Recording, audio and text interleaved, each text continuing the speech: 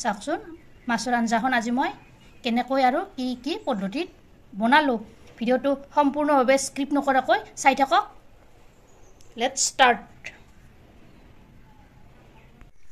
আজি মই বনাবলৈ লৈছোঁ মাছৰ অন্য এটা ৰেচিপি। ইয়াৰ কাৰণে লৈ লৈছোঁ লোকেল মাছ 3 পিচ মূৰেৰে সৈতে।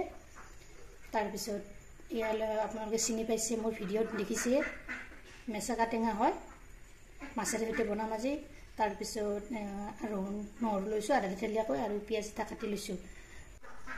ইতিমধ্যে তেলটো মোৰ গৰম হৈছে। এতিয়া মই মাছখিনি ফ্ৰাই কৰি লওঁ। মাছখিনি হালধি আৰু নিমখ সানি লওঁ।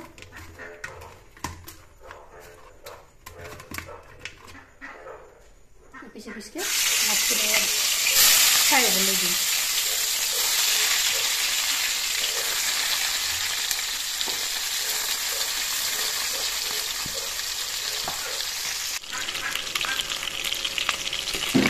মাছখিনি ফ্ৰাই হৈ গ'ল, এতিয়া নমাই ল'লোঁ। ইয়াতে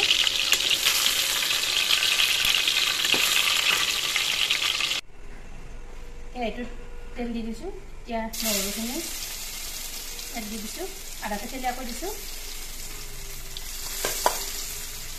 তাৰপিছত পিঁয়াজখিনি ইয়াত দি দিছোঁ।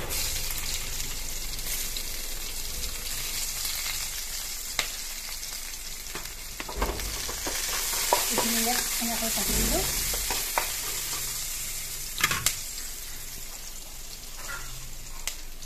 বগা সৰিয়হ দিছোঁ, তাৰপিছত দিছোঁ গোটা জিৰা। এইখিনি দি একেলগে ভাজিম।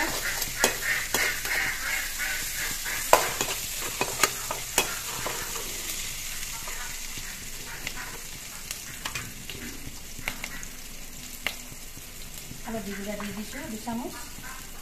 তাৰপিছত দি দিছোঁ নিমখ 2 চামুচ। পিছত লাগিলে আৰু টেষ্ট চাই পেলাই দিব নিমখখিনি। এতিয়া ইয়াত মেচেকা টেঙা পাতকেইটা দি লওঁ।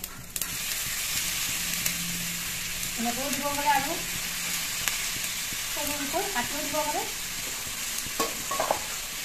মই এনেকৈ দি দিওঁ গোটাই গোটাই।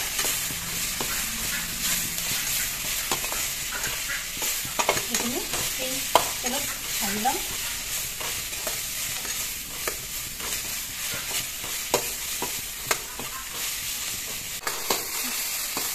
এতিয়া মই ইয়াত পানী একাপ দি দিলোঁ। এইখিনি প্ৰথমতে সিদ্ধ হ'বলৈ দিম।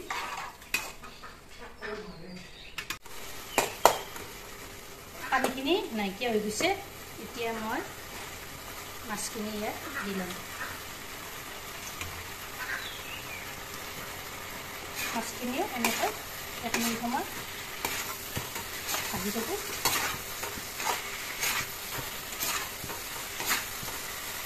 এনেকৈ ভাজিব সৰু কৰি।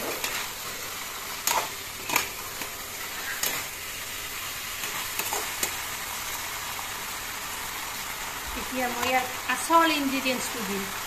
কি দিম গাইজ গম পাইছেনে? এয়া হৈছে ভাতৰ মাৰ। ইয়াৰ উপকাৰিতাৰ বিষয়ে জানি আপোনালোকে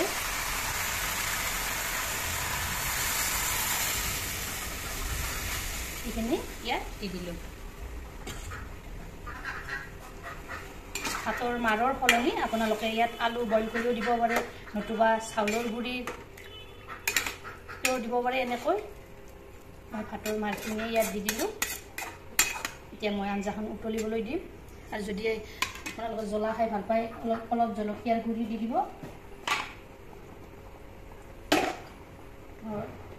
জলকীয়াৰ গুড়ি দি দিলোঁ 1 চামুচ। এনেকৈ আঞ্জাখন এফালৰ পৰা লৰাই দিলোঁ। এতিয়া আঞ্জাখন মই উতলিবলৈ দিম প্ৰায় 10-15 মিনিট। এনেকৈ